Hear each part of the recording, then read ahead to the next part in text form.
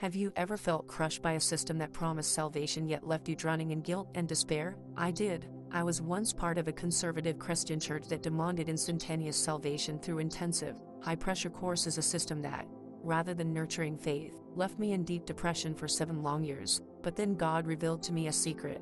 His Torah is eternal, unchanging, and offers a path to healing that transforms our deepest wounds into wisdom. In my first church, I was bombarded with the message that salvation was a competitive race. Every camp, every sermon, every intensive course emphasized that if I didn't confess Jesus died for my sins with absolute conviction, I was doomed. This pressure, coupled with a narrow worldview, inflicted a trauma that haunted me for years. I was forced to face the grim possibility that my loved ones, like my grandmother, might suffer eternal punishment if they did not share the same rigid beliefs. That looming threat turned every moment of loss and grief into a nightmare. It wasn't until I began studying the Bible on my own that I started questioning this competitive model of salvation. I realized that true faith isn't about taking off a checklist under duress, it's about embracing truth. The church's method felt inhumane, as if salvation could be manufactured in a week-long boot camp. Instead, I found that real faith, or Immuna sharing the same root as Emma truth, is built on an authentic relationship with God,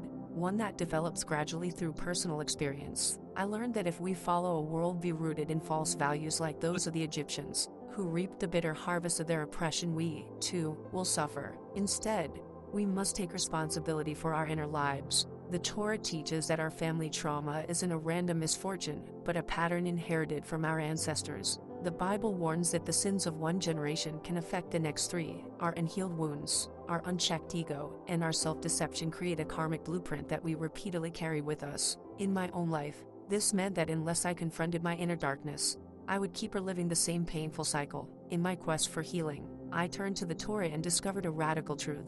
God never abolishes his Torah. The Torah is not merely a historical record, it is the spiritual DNA of humankind. Through his commandments and teachings, it shows us how to live, how to eat, how to speak, how to think, and most importantly, how to mend our broken souls. Kabbalah deepened my understanding by revealing that our souls carry divine sparks that are dimmed by trauma. It teaches that our inner wounds must be repaired tikkun nefesh if we are to break the curse passed down through generations. Similarly, Taoism teaches that the laws of nature, including spiritual laws, govern our lives. If we defy these immutable principles, we inherit the consequences like a never-ending curse. Our reincarnation, our repeated life challenges, are not accidents, they are the karma of unresolved pain. Only by taking responsibility and actively healing can we finally transform our inner darkness into a light that purifies not just ourselves but also our future generations. My journey taught me that healing begins with self-education, a process of turning inward and embracing the truth of who we are. We must reject the idea that salvation comes from external validation or intense,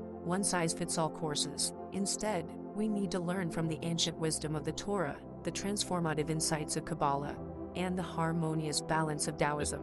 True education demands that we admit our faults, take responsibility for our actions, and actively work to rectify our inner self. When we purify our own souls, we break the cycle of inherited trauma. We stop blaming our families, our societies, or even fate, and instead, we become the architects of our own redemption. Just as the Torah instructs us, you reap what you sow. So too must we sow love, compassion, and responsibility if we want to harvest healing for ourselves and for the generations to come. Today, I stand healed not because I embraced a narrow doctrine of salvation, but because I chose to confront my trauma, learn the eternal truths of the Torah, and transform my inner darkness into light. My message to you is this: real faith is built on truth and self-responsibility. Do not allow the competitive, guilt-ridden systems of the past to dictate your future. Instead, embark on your own journey of self-check and rectify your soul, break the cycle of trauma, and help create a more compassionate world. If my story resonates with you, please like, subscribe,